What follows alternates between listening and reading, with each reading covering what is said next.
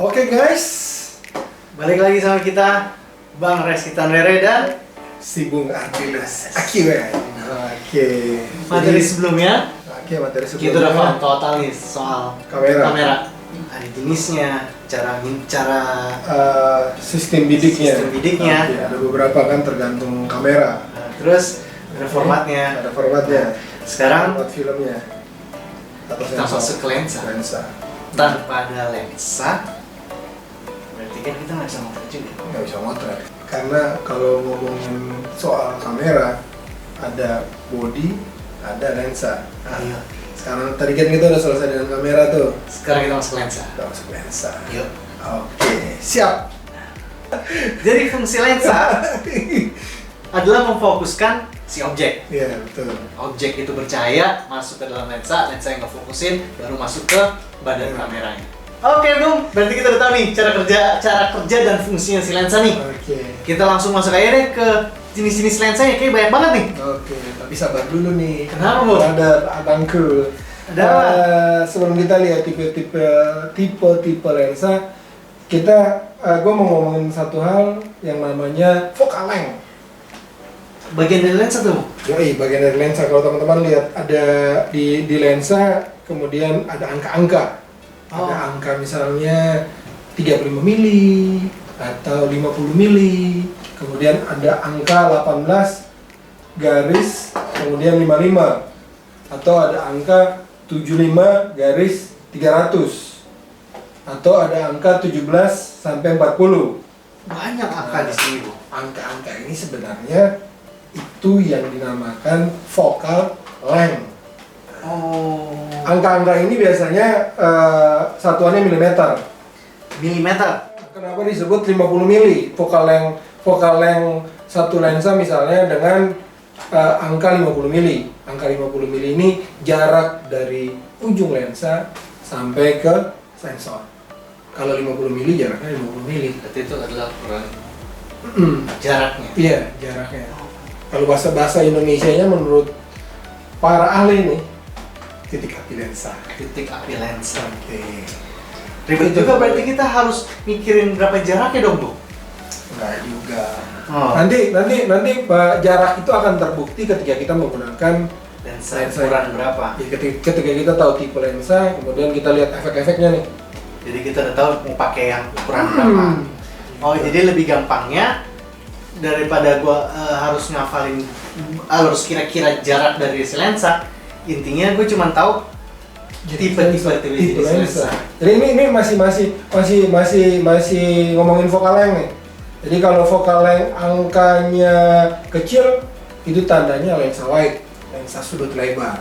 Oh, berarti semakin Oke. kecil angkanya, berarti jaraknya itu semakin dekat. Tapi efeknya Hasilnya meruang. sangat lebar. Iya, lebar. Berbanding terbalik nih. Angkanya tinggi, Angkanya tinggi, besar, itu jaraknya jauh, Hasilnya tapi hasilnya lebih sempit. lebih sempit, artinya gambar yang jauh jadi dekat. Gambar yang jauh jadi lebih dekat karena dia lebih sempit.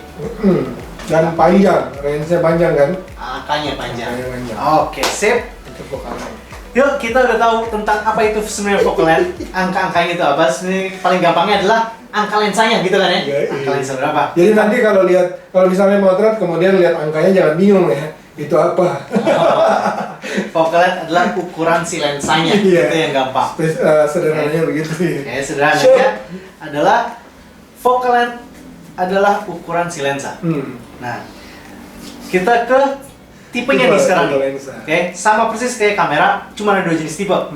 Ada yang namanya zoom lens, ada yang namanya prime lens. Prime lens. Tadi udah disebut sama Bung, kalau focal length itu adalah angka. Tadi bahkan Bung Adiles akan ngomong ada 50, tiba-tiba 35, ngomong juga ada yang 18 100. sampai 35. Yoi. Oke.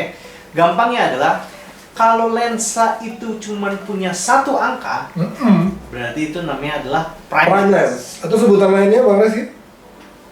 fixed lens. Lensa fix. Lensa fix. Ciri-cirinya hanya satu ukuran angka, satu focal length. ukuran, iya. Ya, jadi kalau kita tadi mau di 50 ya kita cuma bisa dapetin jarak 50 mili ini. Oke. Sedangkan yang namanya zoom lens itu memiliki range angka.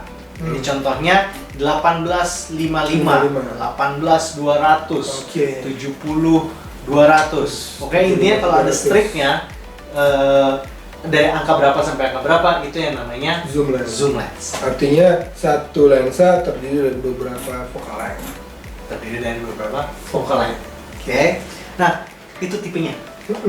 Ternyata turunan dari si zoom lens atau si fixed lens ini banyak. Oke. Dalam artian yang kita akan ngomongin sekarang ini lebih ke arah yang namanya spesifikasi. Jadi tiap kategori ini ada fixed lensnya, ada zoom lensnya.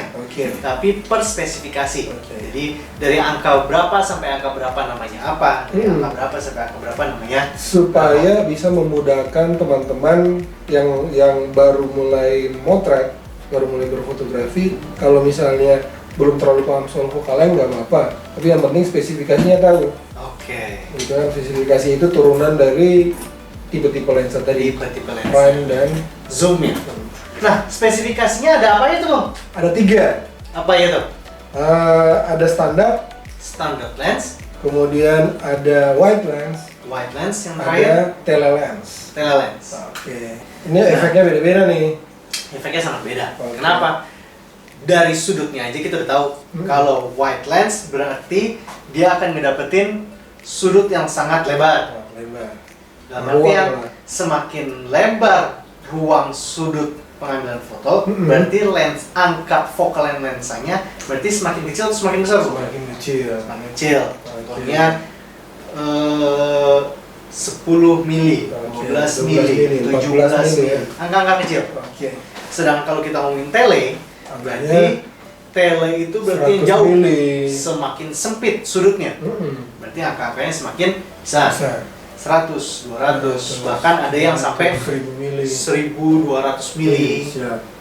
Biasanya untuk motretin, kalau kalian lihat tuh yang fotografer pemain bola yang panjang, bahkan motretin bulan dan segala macam itu pasti pakai yang namanya tele. Jadi kalau pernah lihat Messi selebrasi kemudian kelihatan banget ekspresi wajahnya, itu tele.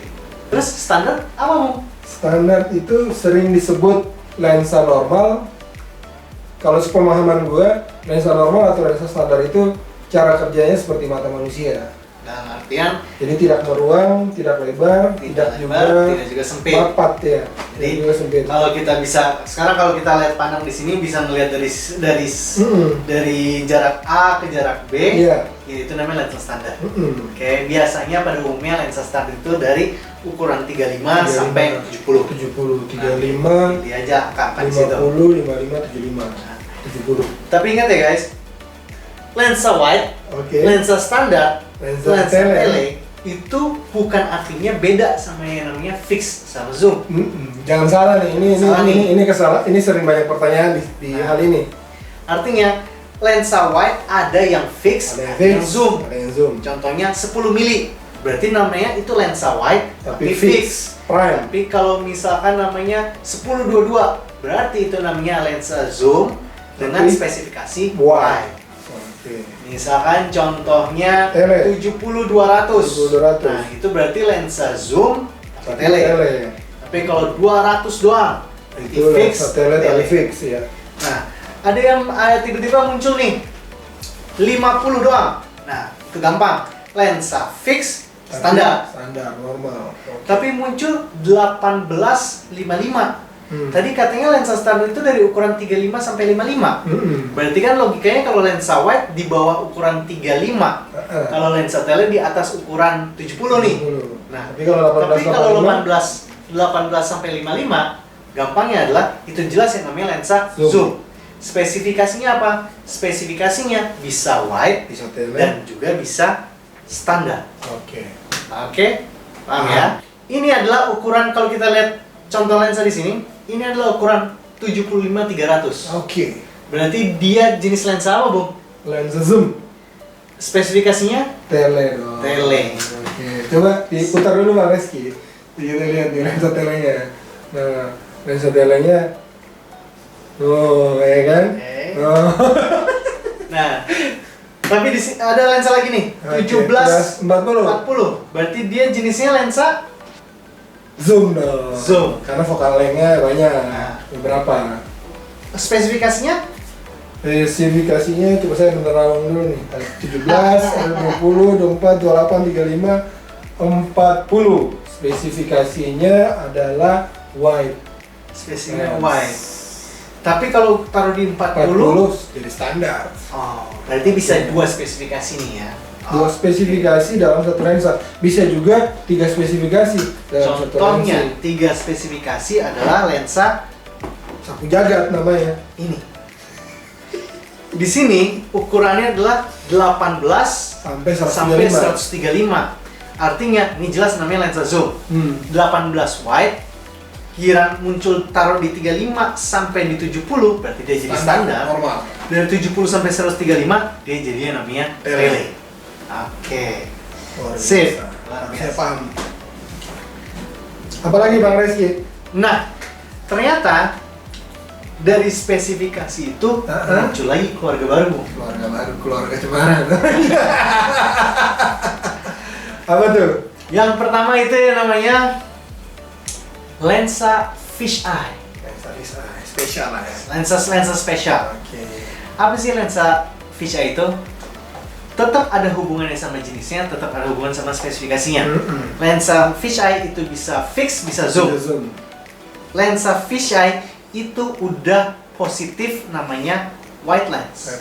Kenapa? Wide lah. Kalau kalian pernah ngeliat hasil-hasil foto yang ujungnya agak-agak melengkung, nah itu yang namanya lensa fish eye. Kenapa dibilang fish fish eye? Karena ujung lensanya mirip dengan mata ikan. cara ikan lihat. Ya nggak tahu deh siapa yang pernah jadi ikan sampai bisa hasilnya tahu kayak gitu ikan melihatnya, ya kan?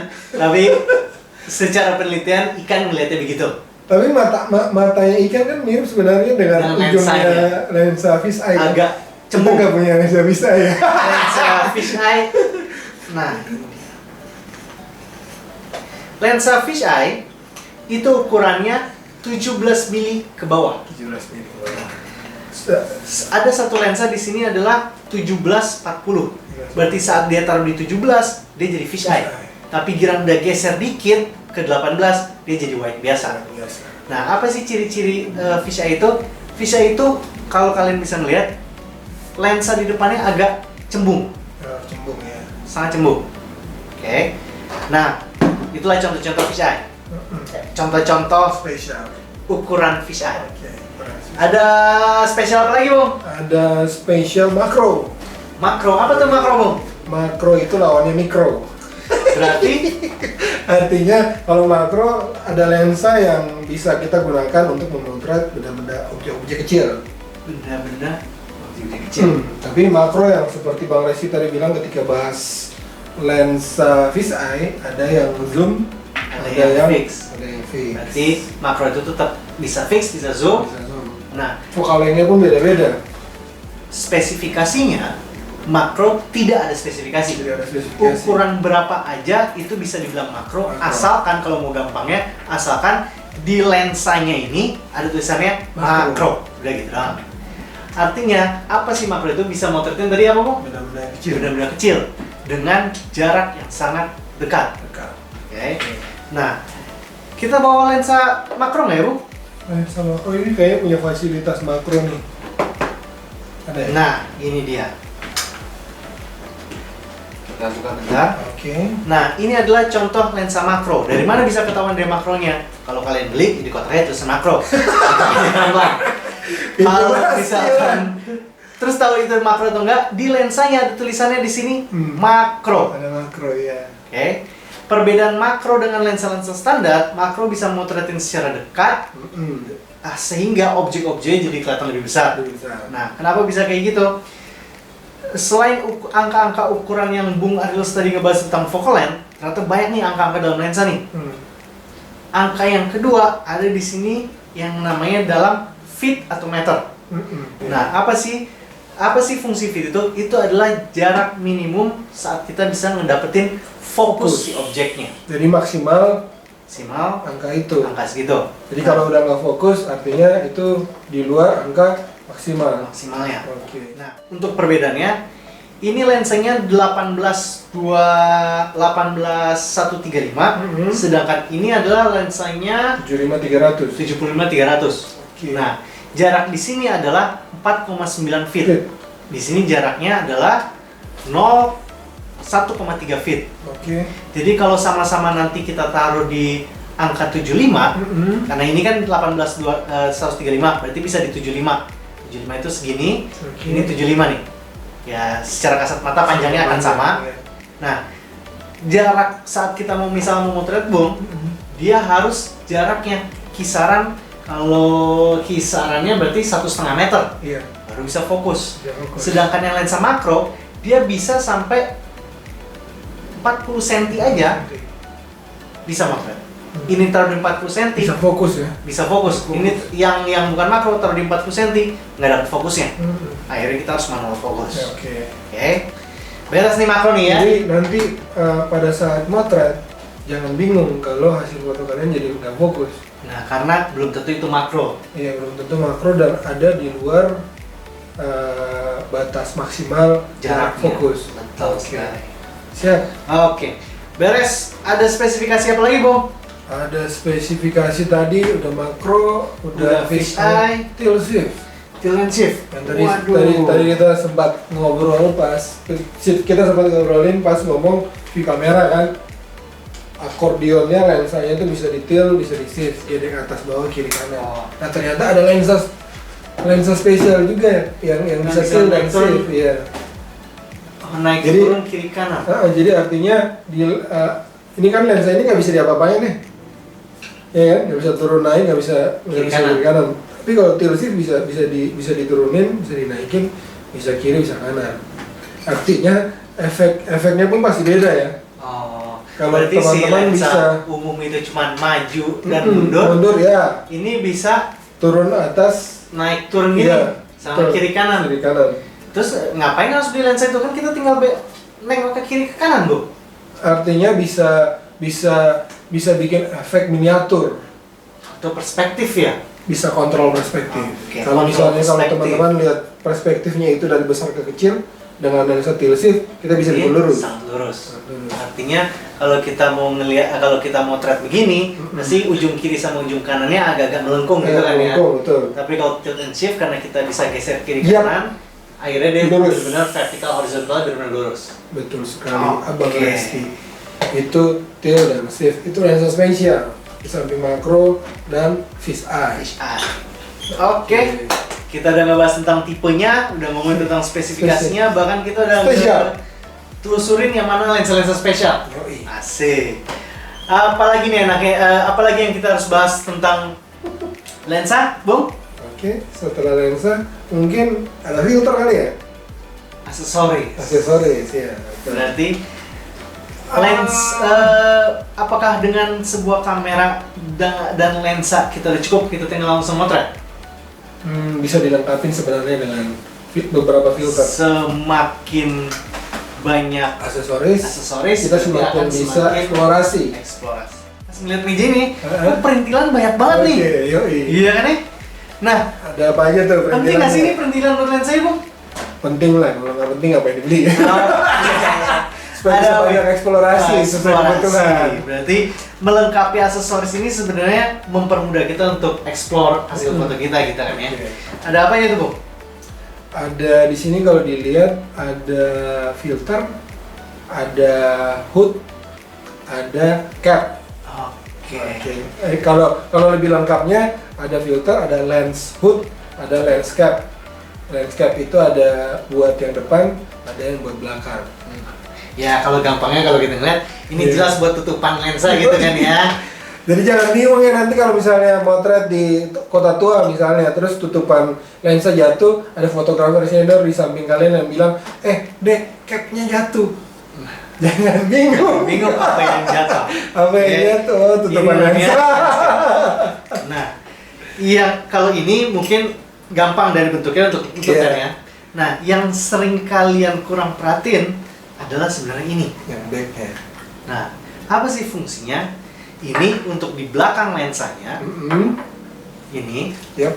Sedangkan yang ini untuk tutupan kameranya. Apa sih fungsinya? Kenapa harus ditutup? Kenapa nggak dipasang terus-terusan, Bung? Ya kan? Pasti Ya. orang sering nanya gitu kan. Ternyata didesain begini, satu, kenapa ada jenis-jenis baik lensa? Karena kebutuhannya juga banyak. Ya. Saat kita nggak pakai, berarti kan kita tutup dong bawah belakangnya kan. Oke. Terus apa fungsinya si kameranya ditutup? Nah, kalau kalian simpen kameranya dalam bentuk begini, misal udah nggak pakai nih, habis hunting, terus taruh di kamar, taruh di dry box, taruh di mana, tapi si lensanya masih nggak dicopot atau masih attach ke kameranya. Nah, kalau kalian perhatiin, ada piringan, ada yang terus nyambung. ada kotak-kotak tembaga nih di lensanya. Dia terus, bawah ya? Ya berarti logikanya dia terus kegencet sama si badan kamera sama body. Oke. Ya logikanya kalau lo semakin kegencet kan semakin sesak nafas, kalau nggak ada nafasnya akhirnya semakin cepat rusak. Gitu. Oke. Itulah fungsinya kenapa lensa harus ada tutupannya, kenapa kamera harus ada tutupannya dan segala macam. Nah ini nih yang bentuknya udah nih sekarang, Bu. Ini Bunga-bunga begini apa nih, Bu? Ini lens hood namanya. Nah, apa fungsinya?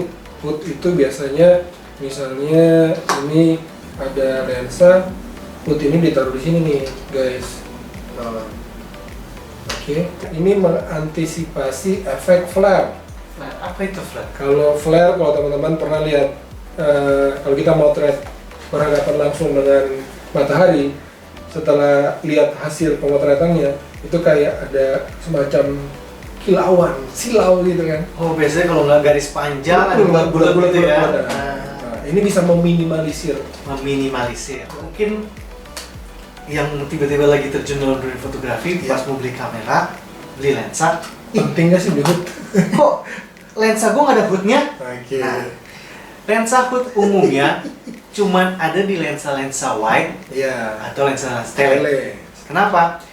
Karena kalau misalnya lensa-lensa standar umumnya tidak dilengkapi di hood, karena batas ruang jarak yang biasa normalnya manusia itu nggak ketangkep si flare ini.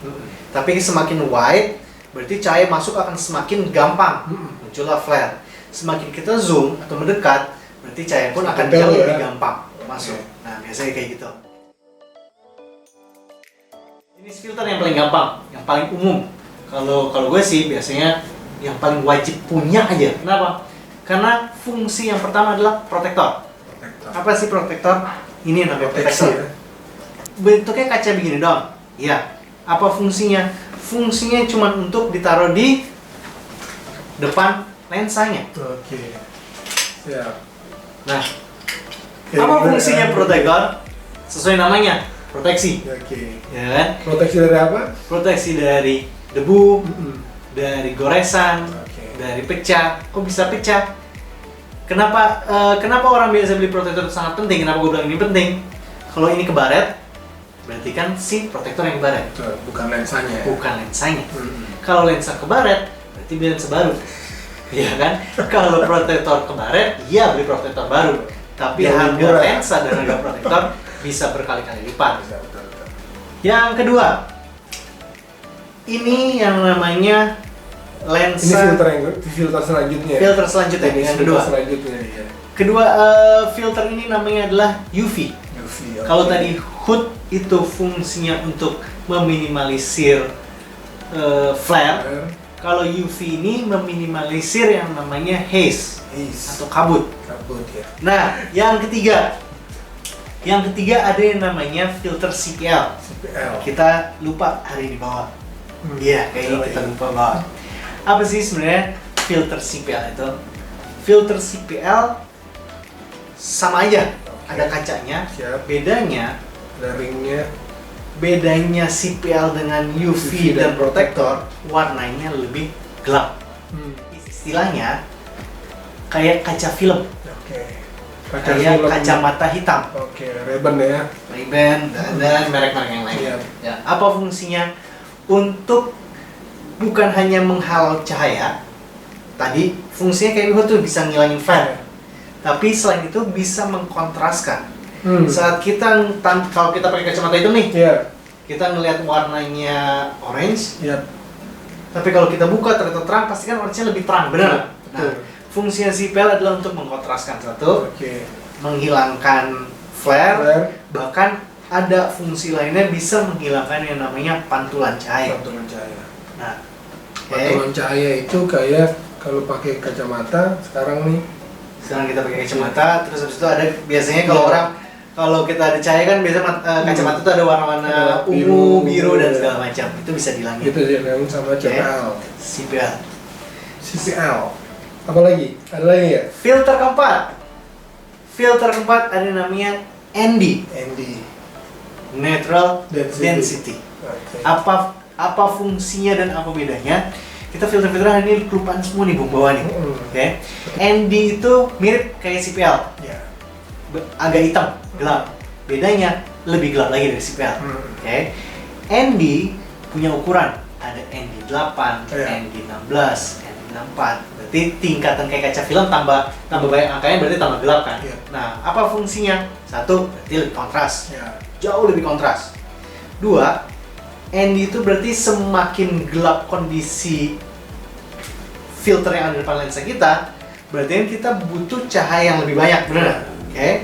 Minggu-minggu depan kita akan ngomongin tentang exposure dan kalian akan ngerti ternyata ada hubungannya sama waktu, bisa diperlambat. Itu fungsi-fungsi ND. Dan itu sih yang umumnya. Sisa-sisa filter lebih ke arah filter-filter dekorasi kayak infrared, close up, bahkan ada filter-filter kalau kalian lihat filter-filter yang ada di Instagram itu ada warna-warnanya dan segala macam. Sip. Sampai situ sih filter secara umumnya populer yang biasa dipakai sama fotografer itu. Yang kalau yang lebih artistiknya itu semua bisa disolusikan dengan Photoshop sebenarnya. Iya, itu yang mau gue tanyain tadi. Apakah filter-filter tersebut bisa digantikan dengan Photoshop bisa. Atau Lightroom? Tapi kalau misalkan protektor jelas nggak bisa. Lensa lo bakal kebaret. Nggak bisa terganti di Photoshop. UV secara kasat mata UV ngilangin haze. Dibandingkan kalian harus masukin Photoshop cuma untuk menghilangkan haze, mendingan pakai UV haze. Jadi pas masuk Photoshop udah lebih gampang kan? Lebih gampang. CPL, pantulan. Ya kalian mau clone tool, stamp tool, jauh lebih gampang dengan filter ini. Putar sedikit, hilang pantulannya. Apalagi dengan ND. ND kalian nggak akan bisa gantikan dengan Photoshop. Kenapa? Dia ada hubungannya dengan waktu, blur dan tajam, dan itu akan kita bahas di pertemuan berikutnya. Sedikit tambahan Bang Reski dari beberapa filter yang populer itu secara teknis bisa mengatasi beberapa kekurangan teknis pada saat pemotretan. Tapi di lain sisi terlebih ND dan CPL, dari situ, dari teknis itu kita bisa membangun cerita kan sebenarnya. Balik lagi ke tujuan si fotografi, prinsip utama fotografi tadi ya. Jadi ada teknis, ada yang namanya visual storytelling. Lagi-lagi fotografi itu sangat teknis. Jadi anjuran kami berdua, kenalilah alat masing-masing. Kita nggak bisa, fotografi itu tidak jadi melukis dengan cahaya kalau kita nggak paham alat. Bukan yang berarti harus mahal, bukan harus yang paling bagus, yang paling terkini, tapi saat kita udah kenal sama alat apa yang kita pakai, kita bisa maksimal. Berarti bisa maksimalin. Sip. Terima kasih guys. Terima kasih semua. Sampai ketemu di materi berikutnya. Sampai ketemu guys.